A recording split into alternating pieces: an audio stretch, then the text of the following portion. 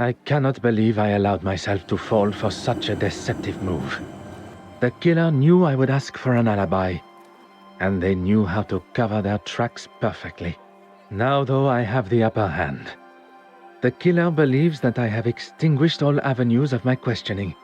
Unaware, I know the truth of the fire. I wish Monsieur Hastings were here. I was perhaps too harsh with him. I know of his want for the same as I, the truth. But now I fear that I have lost him to my own tenacious demeanor.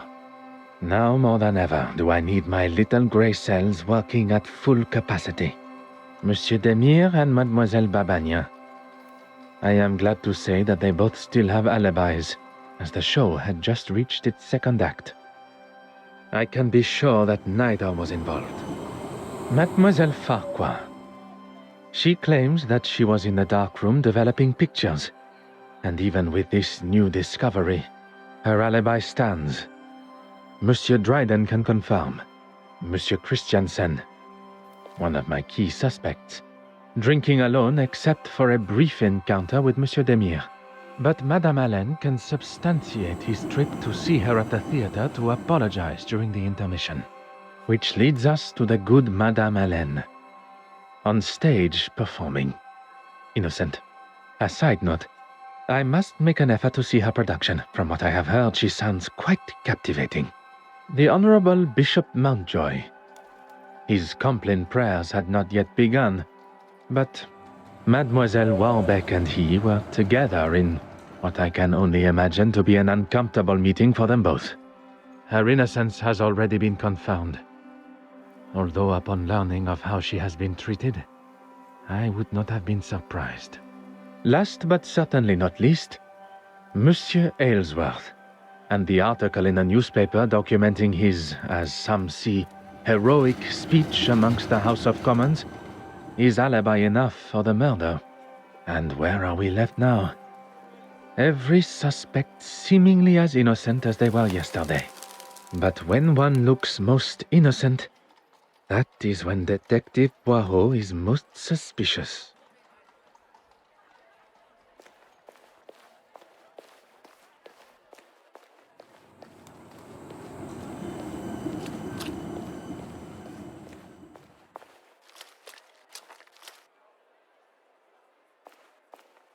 Finally, a face I can trust.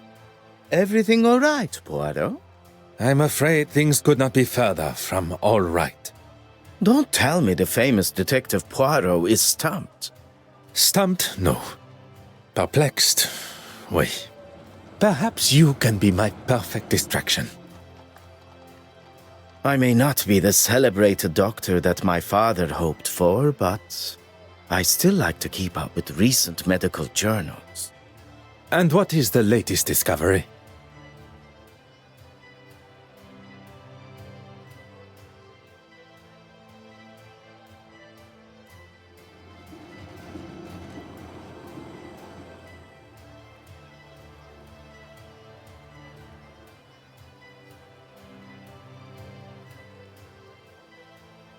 This particular article is about the effect of cocaine on the user's body. I thought I liked to have a good time, but that drug, too much for me. What makes you say that? I wouldn't want my heart beating at the speed of a locomotive. Here, read for yourself. I haven't actually. I gave him my office telephone number and said he could call anytime, but not a peep. You sound surprised. Yeah, he probably wants to keep his health issues out of the public eye. Hence me offering to help, but he seems to be just fine, surprisingly. Do you think there is a chance he could have faked it all? How those little grey cells of yours work sometimes. Amazing! Please, my friend. You're serious? Don't know why, but I suppose he could have. At this point, anything is a possibility. I think a visit to Monsieur Aylesworth at the Royal Society of Art is in order. Mademoiselle Babagna, a pleasure as always. Good morning, gentlemen. I'm afraid my pleasantries are to be cut short this morning. I have a most pressing matter.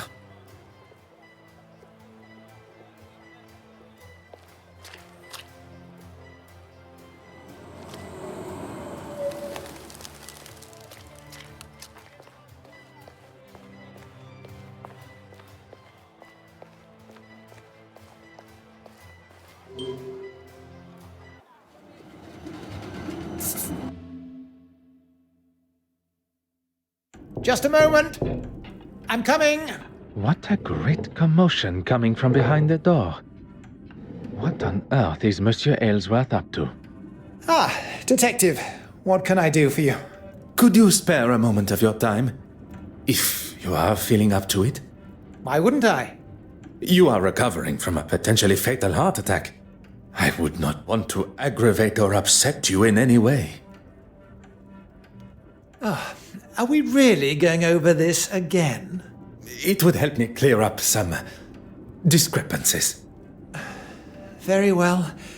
As I've said before, I was in the House of Commons addressing the bench, as you know. And then I was speaking with the reporter. The editor, Nathaniel Dryden. If you say so, at the news office. Monsieur Aylesworth is sticking to his story. I did not expect that it would be easy to unsettle a politician of his experience.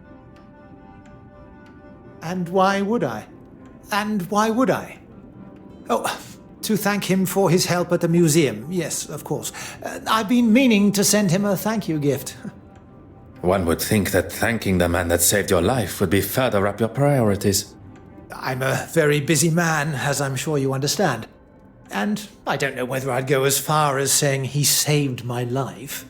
On the contrary, had Monsieur Demire not been there with his extensive medical training and a man of your age, perhaps you would not be here talking with me today. If Monsieur Aylesworth is not prepared to tell the truth, perhaps I can use his own pompous nature and guilt against him. The nurse said herself that I had the heart of a young athlete. It'll take more than that to slow me down. Well, I would not take that as a sign to start the sporting career. Merci, monsieur. I find myself in a most problematic position. My associate, Monsieur Hastings, is nowhere to be found when I need him the most. There must be someone else that I can call upon. Someone to fill the shoes of Monsieur Hastings. For the time being, at least. The obvious choice would be Monsieur Demire. But I wonder if he is suited to the task that is required.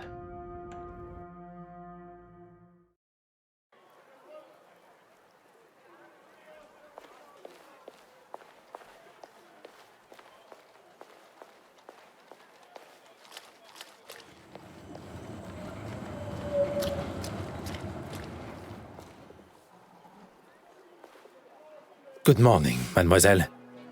My apologies for my earlier departure. That's quite all right. Mr. Demire informed me of the facts. The case has taken a direction I had not foreseen, and it now leaves me. I will not stand here and listen to you wallow. How can I help? Go on. I require a distraction. I promise you will come to no harm and... Who am I to distract, and from what? Monsieur Aylesworth, I need to gain access to his office without his watchful eye. Detective Poirot, preparing to cross the line of law. Not cross, merely tiptoe alongside. I assume you have already devised a plan? A requested tour of the Royal Society of Art building should give me appropriate time. Then that is what I shall do.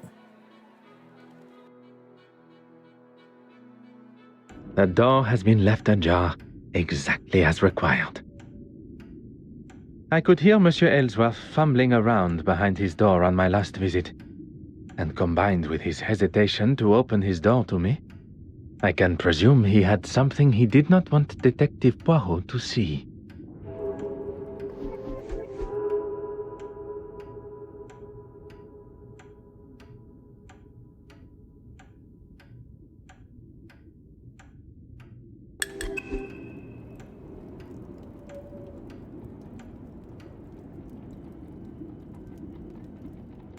Ah.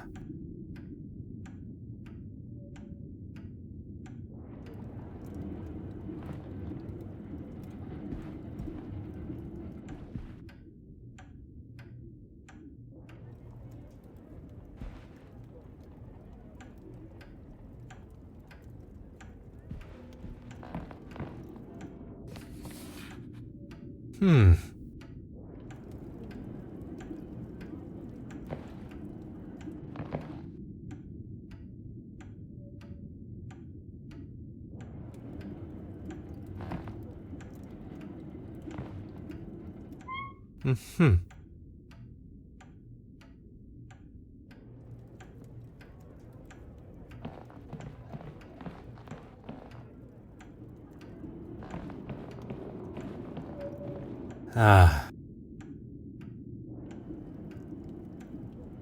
Huh.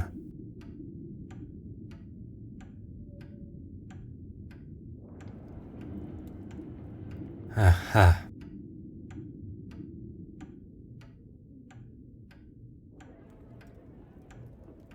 Oh.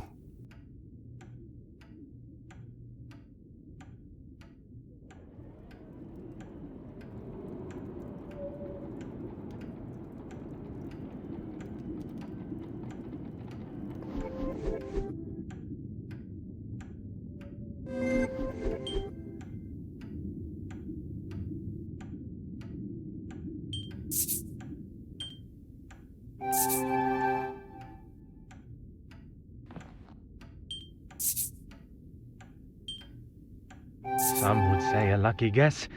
I would say a moment of genius.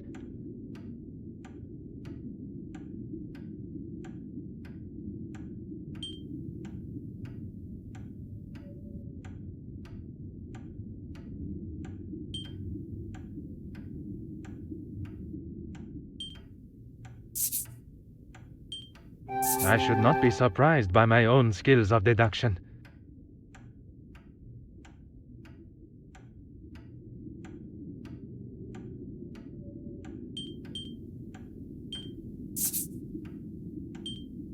Another success. I never doubted myself.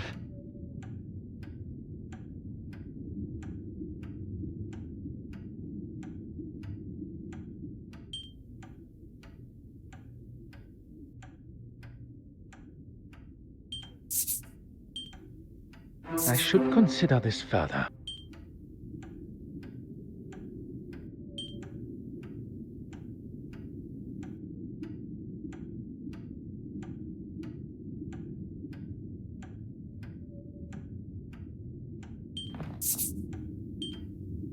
Magnifique.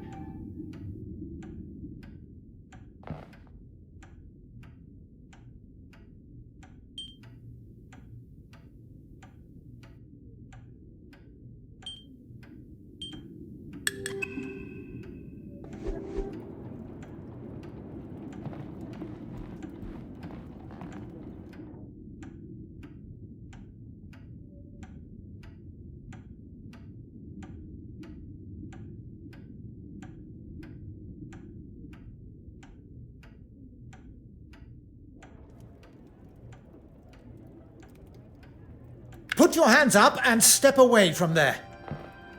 Monsieur, there is no need. Enough of your phony pleasantries. Let's see what the real police have to say.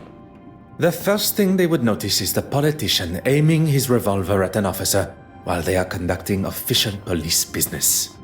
I'm sure they would agree. I have every right to protect myself from a foreign intruder.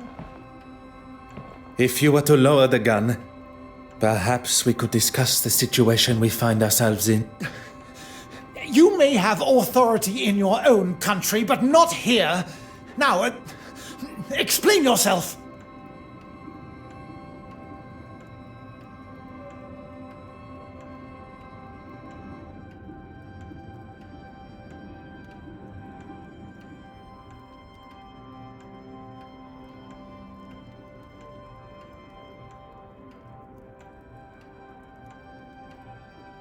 You don't know what you're talking about.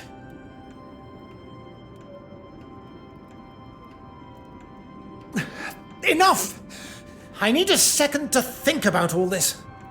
How has it all come to this? No, it's not my fault. It's... It is not too late. Your intentions were good. Scotland Yard will look sympathetically at... If you had just left that fool Hardwick to it, we wouldn't be here, and I wouldn't have to do this. I have done nothing but remain honorable to my oath to uphold the law.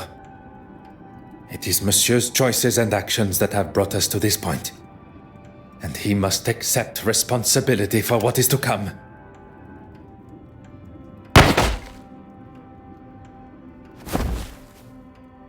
Poirot, are you all right?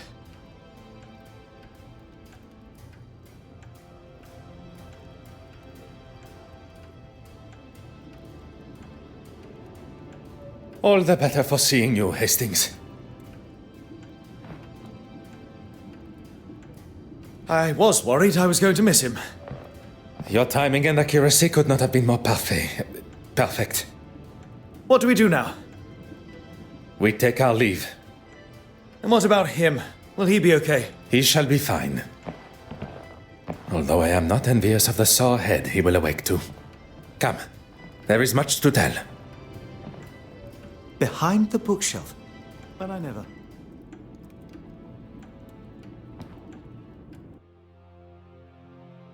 Monsieur Dryden, how are you? Detective Poirot. Yes, of course. What can I do for you?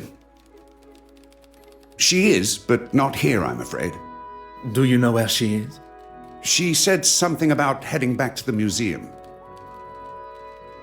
For what, exactly? Forgive me. I recently inherited a number of belongings from a deceased relative, including an undeveloped spool of film. I'd like to help, but there isn't anyone here that could develop them for you.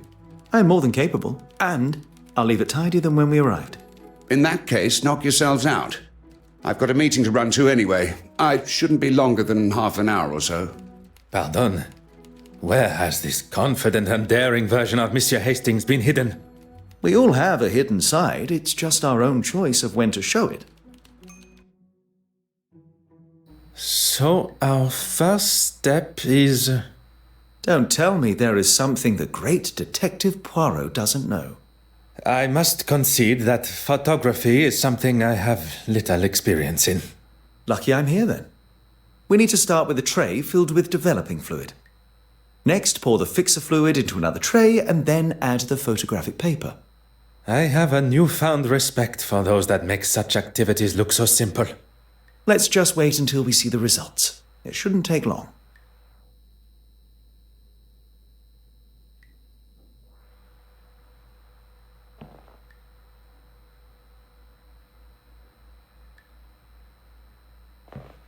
Oh.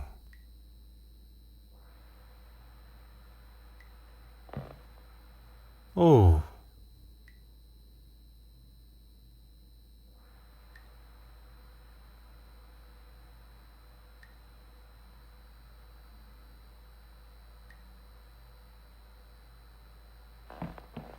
Hmm.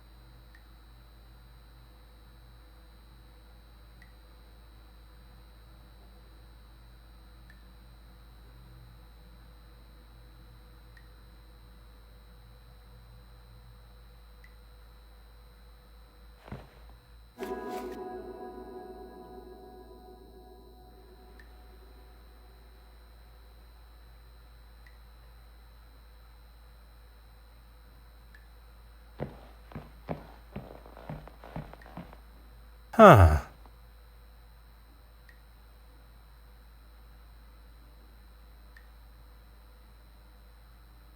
Aha. Huh.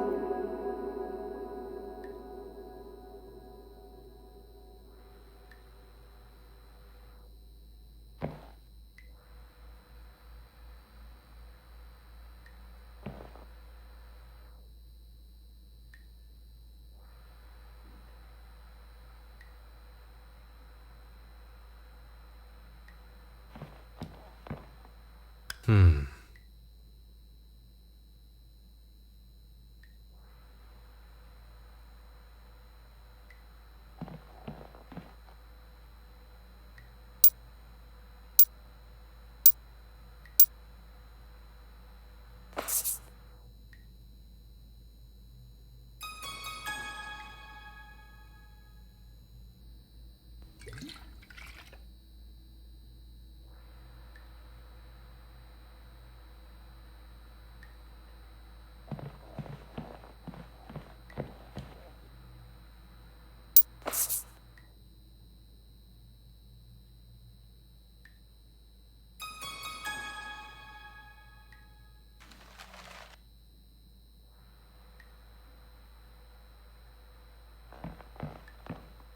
Have you found it yet? You want the photographic fixer? And how would one know it from another? It smells like ammonia. Handy, I suppose, when you can't see much in here.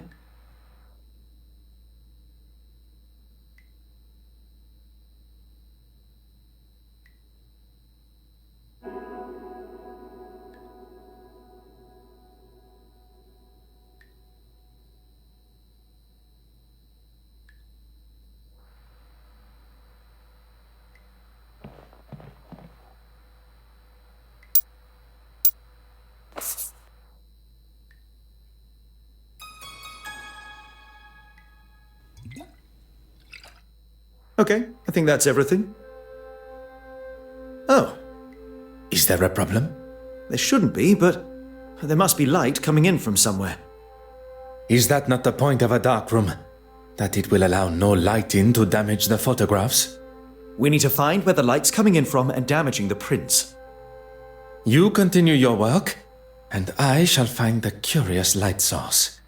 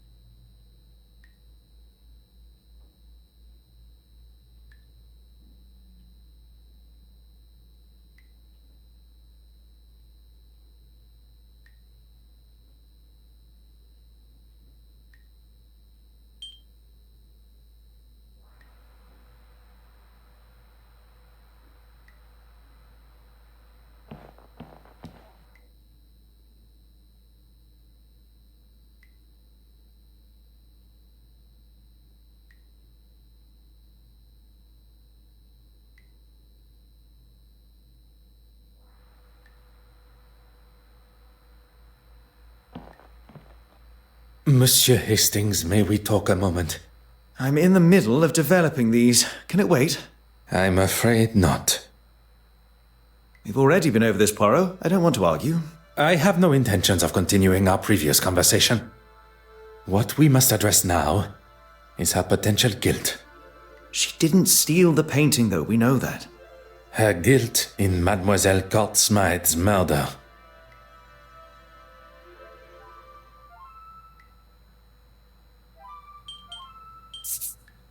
Mr. Poirot, you are a genius.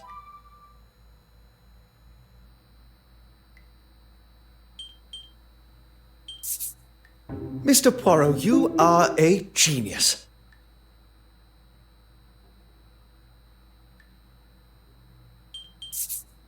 That would never have even occurred to me. I've got a lot to learn. Look, this photograph is just about finished.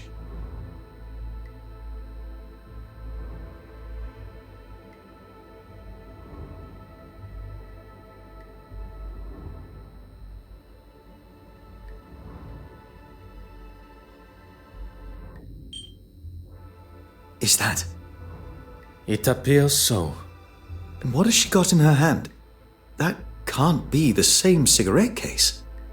The cigarette case that was taken from Mademoiselle Farquhar's luggage on our voyage here. It appears Mademoiselle Farquhar had a much closer relationship with Mademoiselle Court Smythe. I would say they... Cousins. Oui, monsieur. Hastings, I must thank you. For what? Allowing myself to be enticed by Miss Farquhar's feminine nature. For saving me from whatever Monsieur Aylesworth and his revolver had planned. If it wasn't for me licking my wounds, you wouldn't have been there alone in the first place. And if you were, and not at the Court Smythe estate, we would never have made such revelations. You are one of the most honest and authentic fellows I have met. You cannot allow a misguided moment of red-blooded male instinct to taint that. You have never let yourself fall to the wicked ways of the fairer sex. No, and that is a day I cannot even fathom.